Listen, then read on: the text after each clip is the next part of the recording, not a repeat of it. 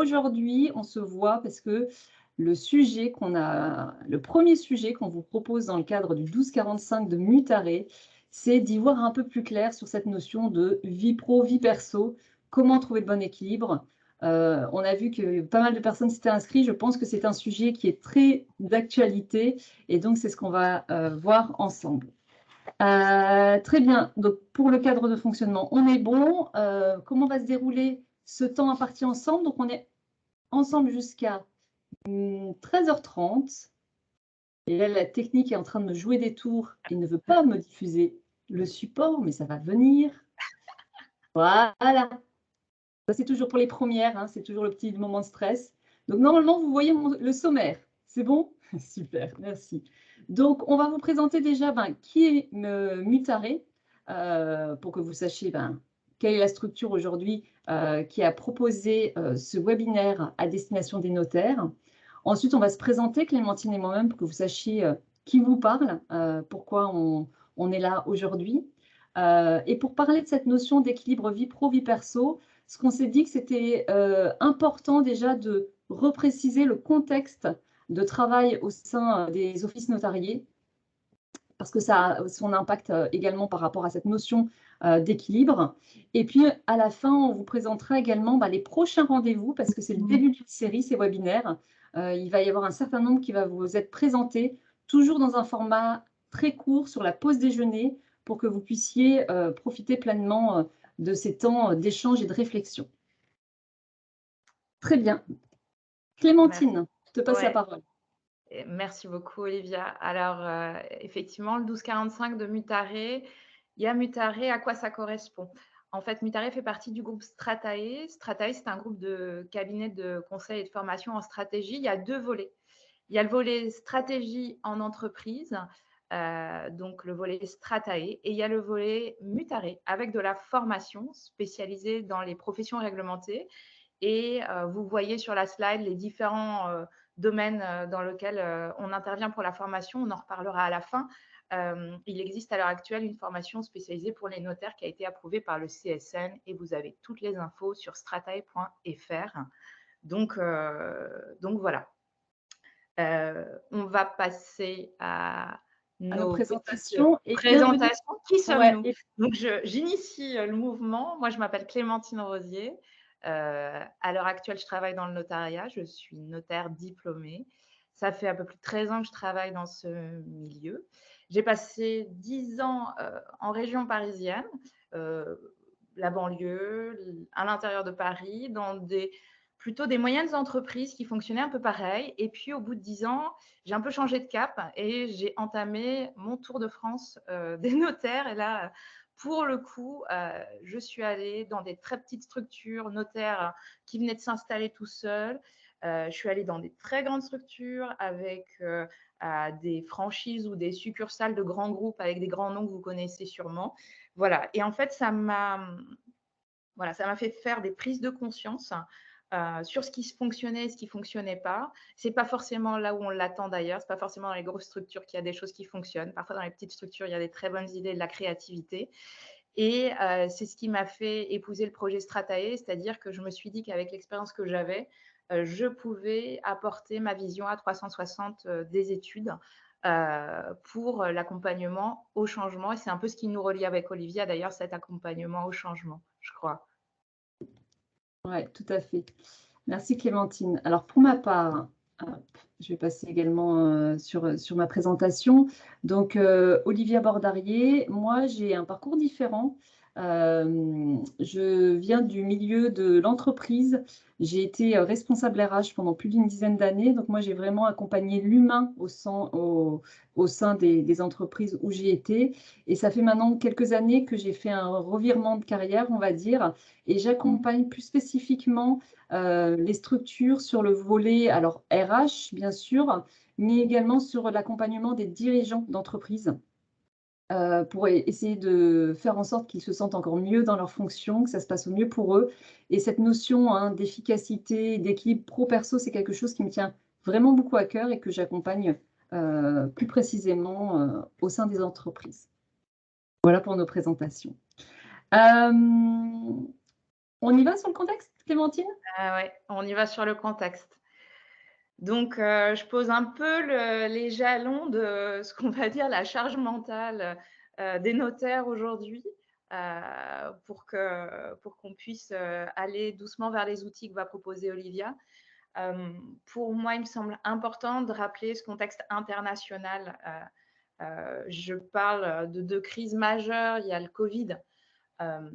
Le Covid de ces quelques dernières années, a fait obligatoirement repenser, la manière de travailler, la manière dont on conçoit son métier, l'apparition du travail à distance. Je le mets, l'apparition de la quête de sens, pour tout le monde, hein. Ça traverse pas que les collaborateurs, ça traverse aussi les notaires. Pourquoi je fais cette action?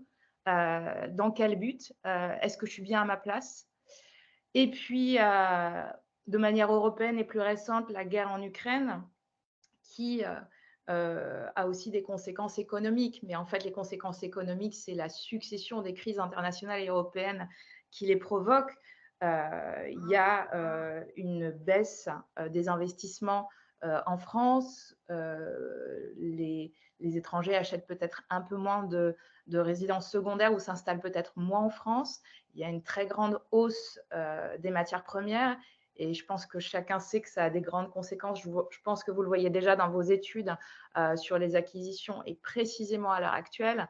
C'est-à-dire que les gens achètent moins des maisons à retaper. Le neuf aussi se porte pas très bien. En tout cas, moi, c'est ce que je ressens dans mon travail. On a aujourd'hui, dans la région où je suis, à savoir la Charente-Maritime, effectivement, je ne l'ai pas nommé, moi, je suis à La Rochelle, on a une baisse d'activité au niveau de l'immobilier. Donc ça, c'est le contexte général. Et je le dis de fortes turbulences, mais c'est un peu ce que je pense.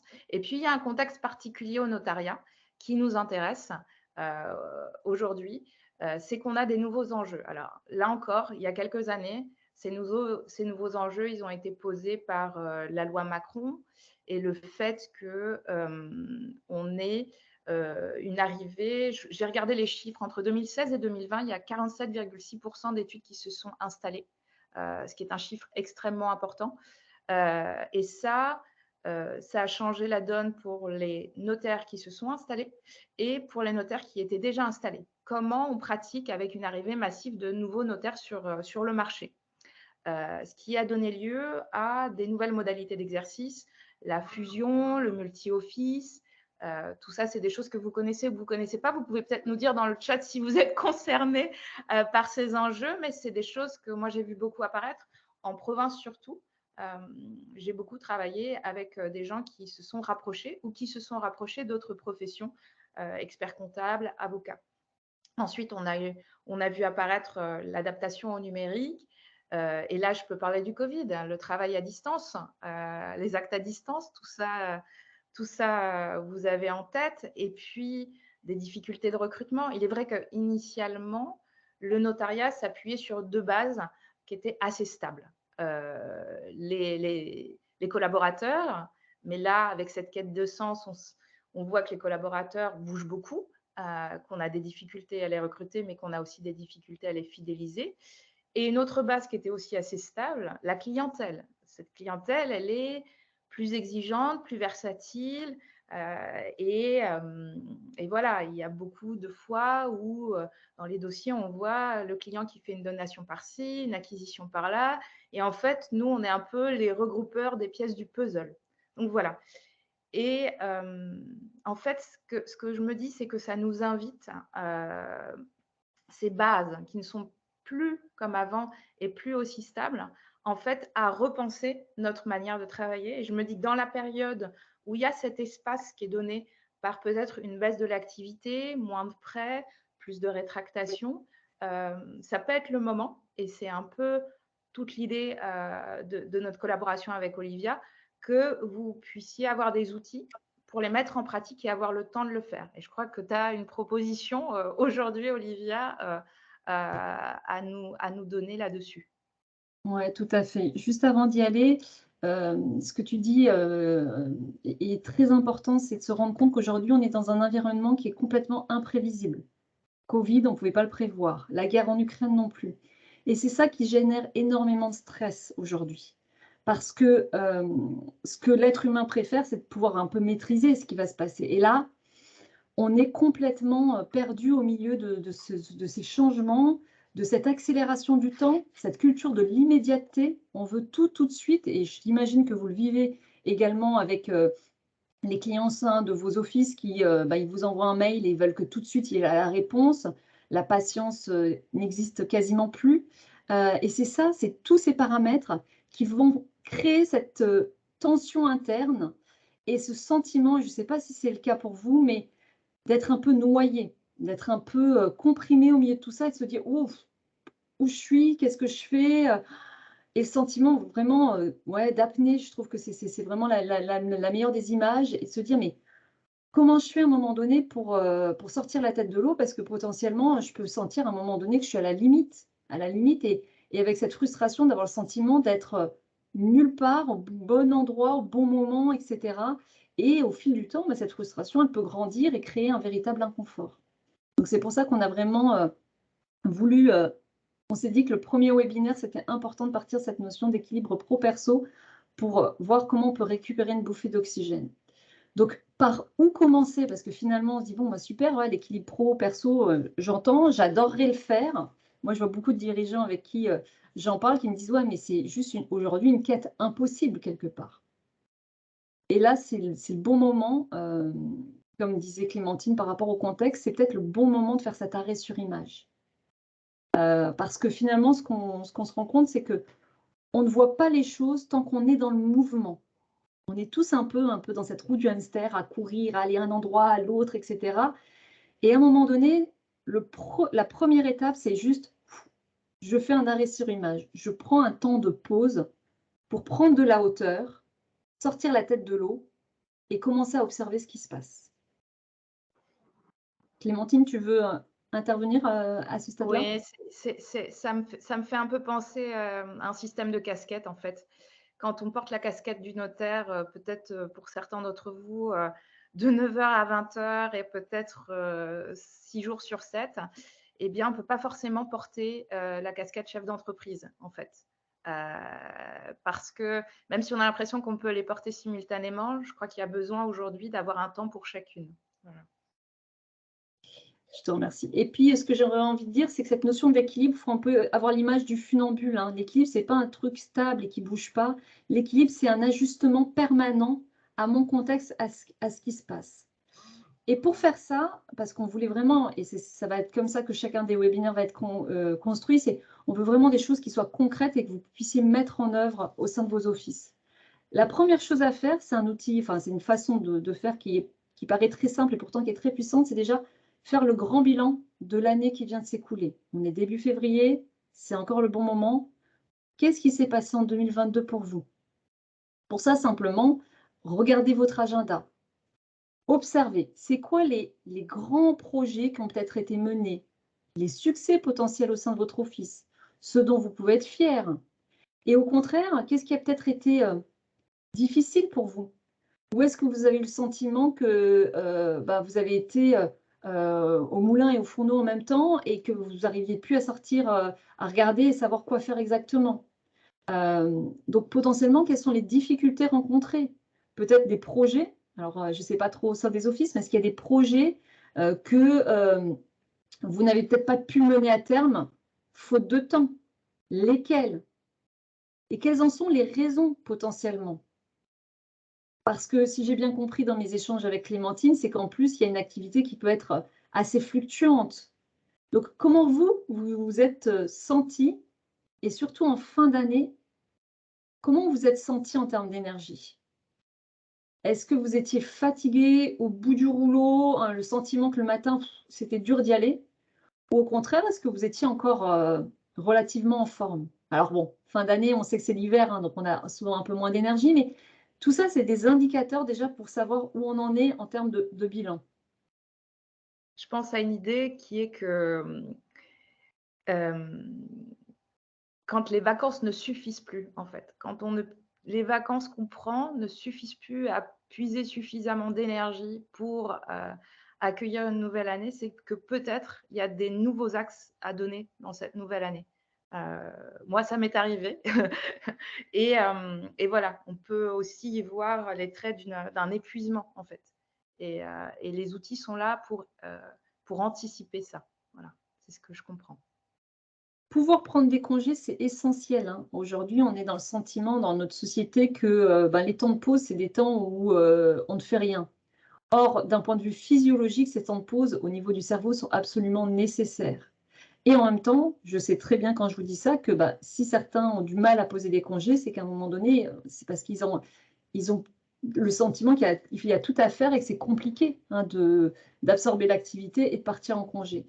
Et c'est là que ça va être important de poser des actes forts en se passant déjà en priorité et en se disant: «C'est essentiel pour moi, cette année, d'avoir des temps où je vais pouvoir respirer en dehors de mon travail, en dehors de mon office», parce que c'est comme ça aussi que je remets de l'énergie dans ma bécane à moi un petit peu, pour pouvoir continuer et avancer dans la vie. Mais si je fais pas ces temps de repos, à un moment donné, c'est un peu l'image, d'une, voiture, de course automobile. Si vous faites jamais des arrêts dans le stand, à un moment donné, il y a tout qui casse, quoi. Donc ces temps aussi de pause sont absolument nécessaires. Donc déjà, regardez l'année, comment elle vient de s'écouler, parce que c'est en regardant dans le rétroviseur qu'on peut commencer à déterminer des nouveaux axes pour l'année à venir. C'est très simple et pourtant très, très efficace en termes parce que c'est le système de recalibrage en permanence. De regarder derrière et de se dire: «OK, ça, c'était pas OK pour moi et maintenant, voilà ce qui me paraît essentiel pour mon année à venir».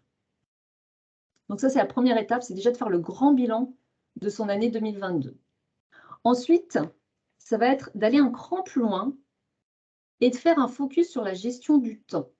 Alors on en parle beaucoup, hein, de cette notion de gestion du temps, mais ça veut dire quoi?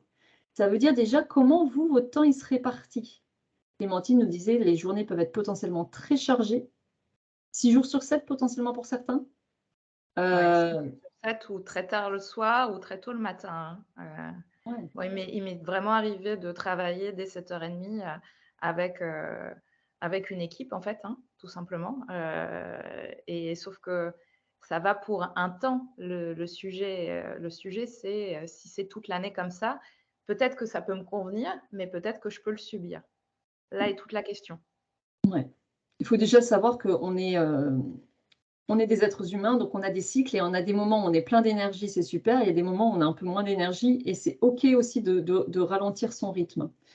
Et puis bon, je vois que nous avons pas mal de femmes avec nous. On a aussi cette notion que, on est dans le travail, on est très aspiré par lui et cetera et en même temps, potentiellement, on a peut-être des enfants, et donc moi, j'en connais, en tout cas en termes de dirigeants, beaucoup qui, ont fait toute leur journée de travail, ils rentrent, ils ont encore toute la gestion, de la vie de famille à faire et puis après, pourquoi pas recontinuer à travailler le soir et puis prendre un peu de temps sur le week-end et c'est là, à un moment donné, où aussi on s'essouffle. Donc c'est déjà de voir comment je répartis mon temps, qu'est-ce qui me prend le plus de temps dans mon agenda potentiellement? Hem, Comment je l'organise ce temps-là? Est-ce que finalement, le matin, ma matinée, elle commence par répondre aux sollicitations? Ou est-ce qu'au contraire, le matin, quand je commence ma journée, je pose déjà mes priorités à moi? Rien que ça c'est un petit tips tout simple, mais si j'attaque tout de suite en répondant aux demandes des personnes, je réponds donc à leurs priorités à eux et donc je ne commence pas par établir mes propres priorités de la journée. Et quand je dis ça, c'est pas forcément prendre énormément de temps, mais peut-être dans le quart d'heure, la demi-heure du matin, avant d'entamer vraiment cette, pleine journée de travail, c'est de se poser, de se dire: «OK, aujourd'hui, c'est quoi qui serait essentiel de faire?» pour poser ses propres priorités et ensuite prendre en compte les priorités des autres. Mais donc c'est dans le fonctionnement, c'est vraiment se dire: «Je me remets en priorité et le reste va commencer à s'adapter, mais à mes priorités». Et bien évidemment, on est conscient qu'il y a des imprévus en permanence. Donc c'est pas de se dire: «J'ai déterminé mes priorités et ça bouge pas», mais c'est déjà de se dire: «OK, avec quoi j'aimerais que cette journée enfin, qu'est-ce qui serait vraiment important pour moi dans cette journée?»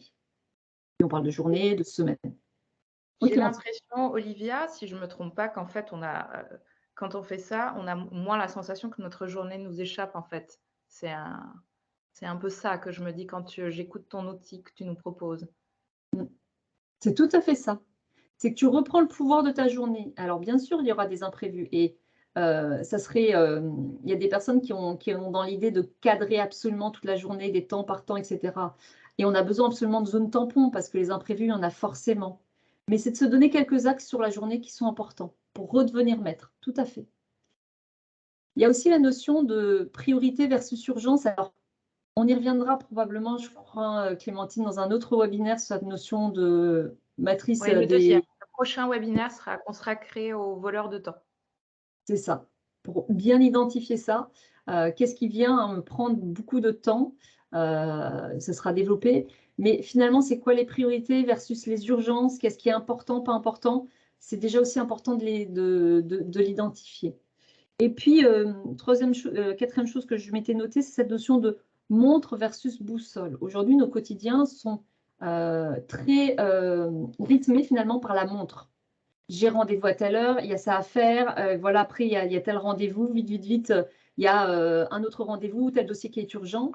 Et donc, on est toujours dans cette notion du rapport au temps dans la montre et on oublie régulièrement la notion de la boussole. C'est quoi l'orientation de ma journée? Vers où je veux aller? Et si on reprend une image, c'est un peu de se dire, ben, quand je me promène, si je n'ai pas un cap bien défini avec mon GPS, l'endroit où je veux aller, je me dis, bon, grosso modo, ça va être par là, je risque de perdre beaucoup de temps à m'éparpiller, à aller d'un côté, puis de l'autre, puis tester, etc., avant d'arriver à ma destination.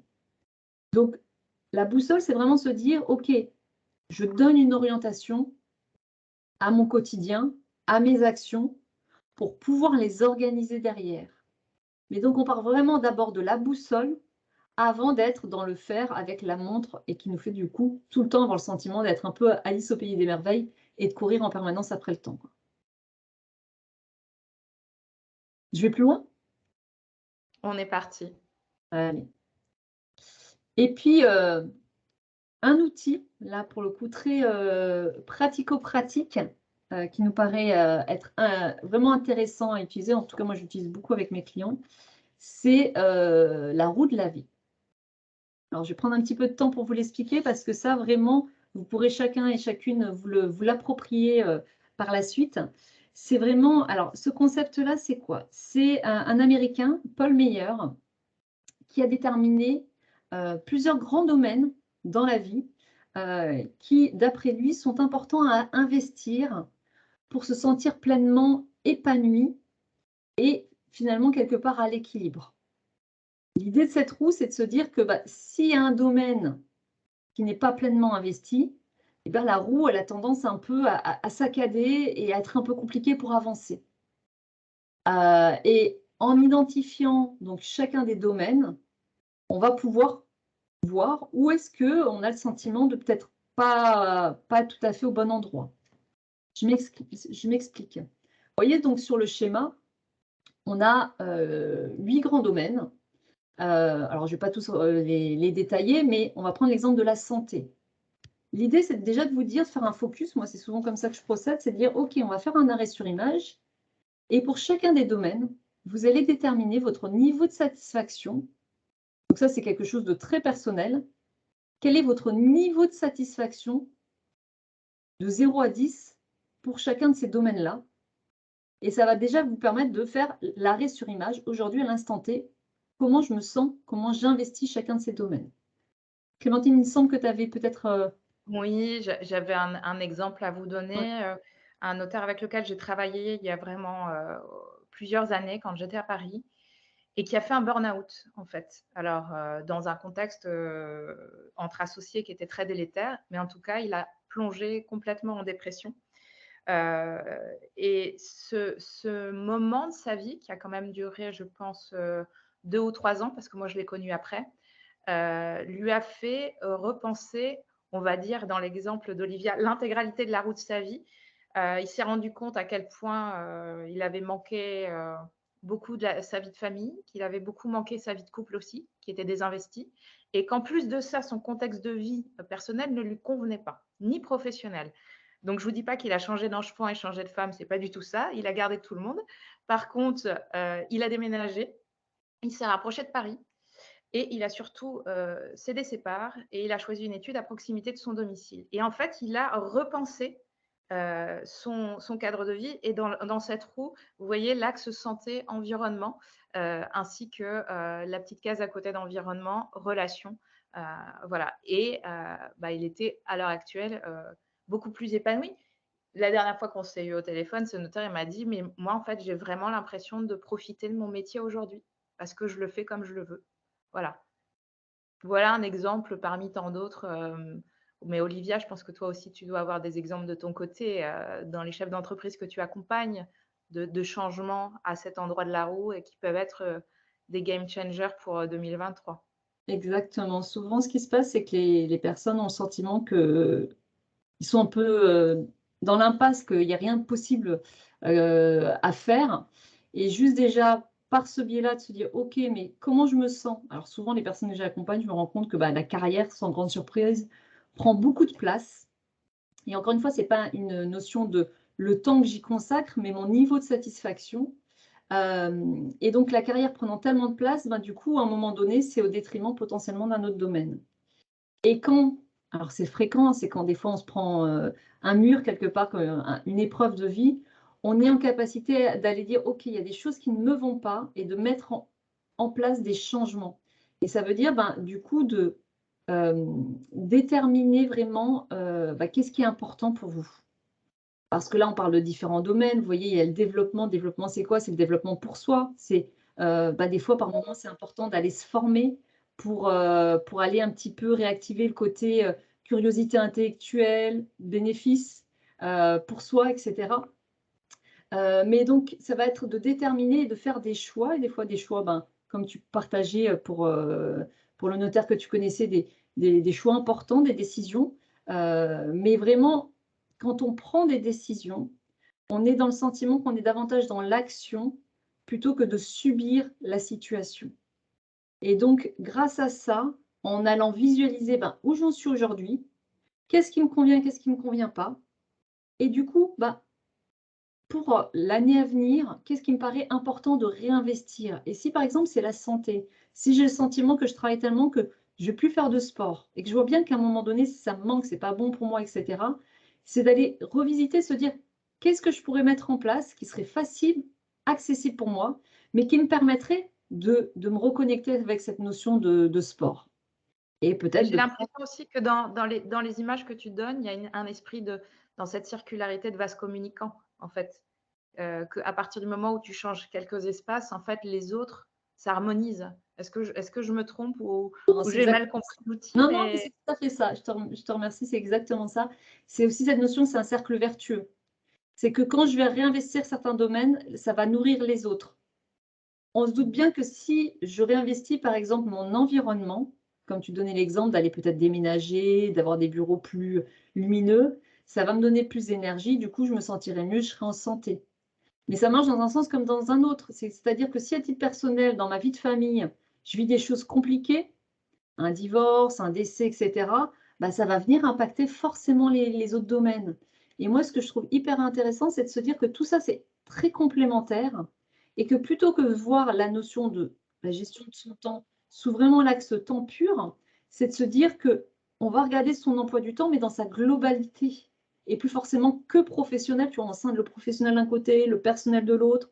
Non, tout est interconnecté et donc il faut chercher je vous parlais d'équilibre, aller rééquilibrer, c'est une histoire de dosage, ces différents domaines pour se sentir beaucoup mieux. Donc l'idée là, c'est vraiment partir de votre roue de la vie aujourd'hui à l'instant T, où vous en êtes pour vous, et après d'aller regarder pour 2023, voire plus loin, c'est quoi les domaines que vous avez envie de réinvestir et du coup, quelles sont les actions concrètes à titre personnel que vous pouvez mettre en place, qui vous conviendront à vous. Et petit à petit, mettre en place les changements qui conviennent par rapport à ça. Mais ça veut dire potentiellement aussi de faire des choix et donc de renoncer à certaines choses. C'est aussi, nécessaire par moment. OK. C'est bon pour vous? Est-ce que vous avez des questions, par rapport à ça ou ce qu'on vient de voir, précédemment? Pour celles et ceux qui, donc à travers le chat, si vous pouvez nous poser éventuellement vos questions. Est-ce que c'est assez clair?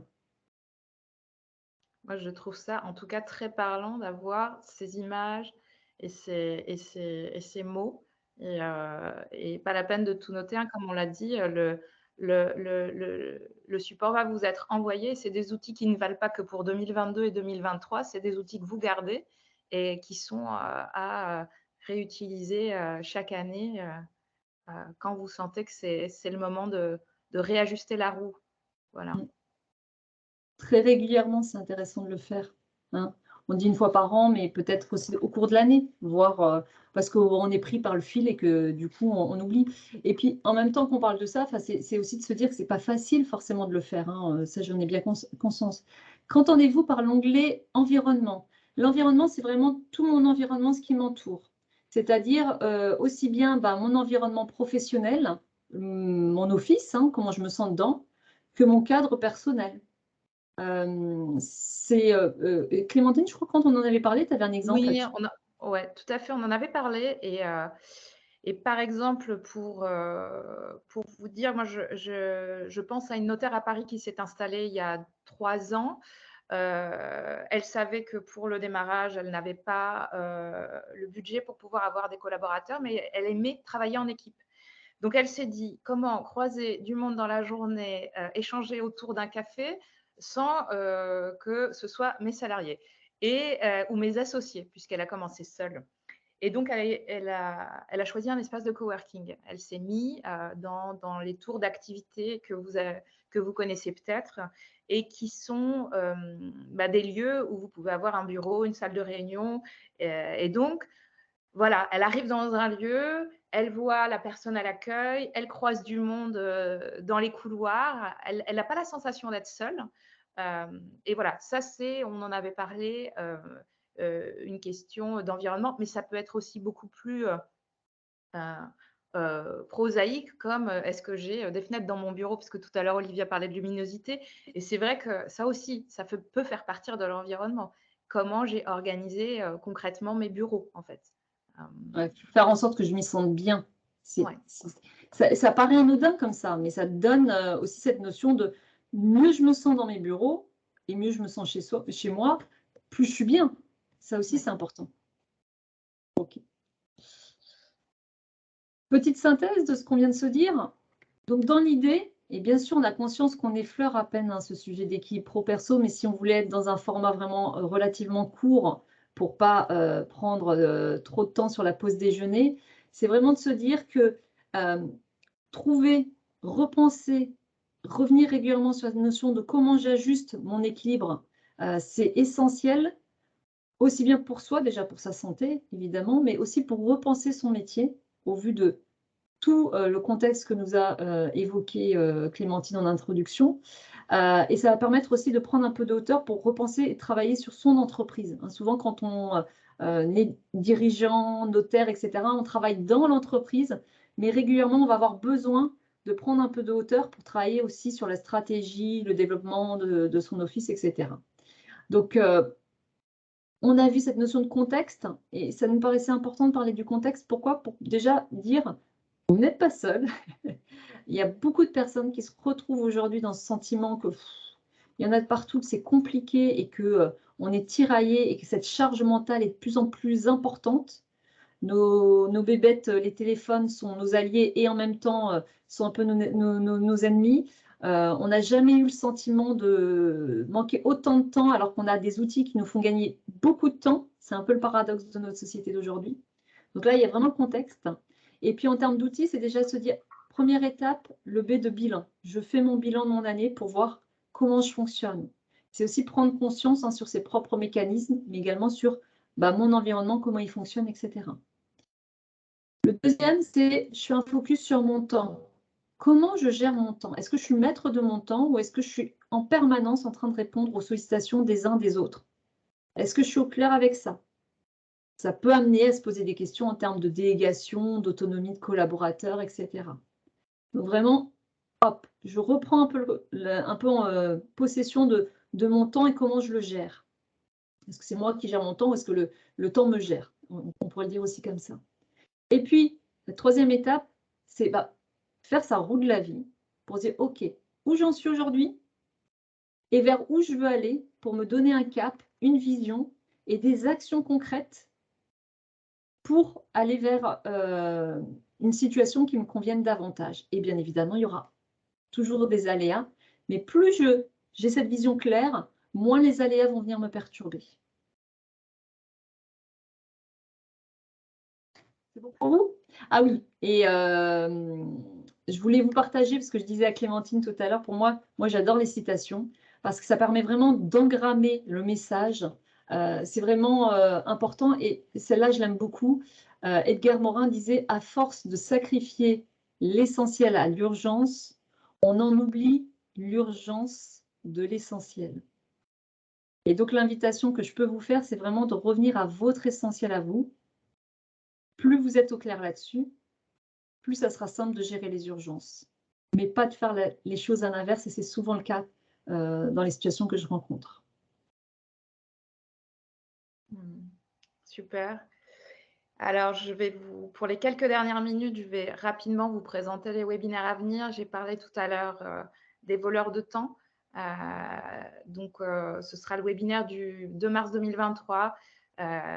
Ensuite, on parlera à la fin du mois de mars du projet stratégique. Au mois d'avril, du recrutement et de la fidélisation des collaborateurs, le 13 avril. Le 4 mai, on parlera du travail à distance, fonctionnement et relations. Et puis, le 25 mai, de l'expérience client au sein de son étude. Et le 15 juin, de la posture managériale et du déploiement du projet stratégique. Voilà, en bref, tout ça est au programme des prochains webinaires qui seront co-animés avec moi et d'autres animateurs. Le prochain animateur que vous allez voir, c'est Philippe Fournier, avec qui je co-animerai le webinaire du 2 mars 2023. Voilà.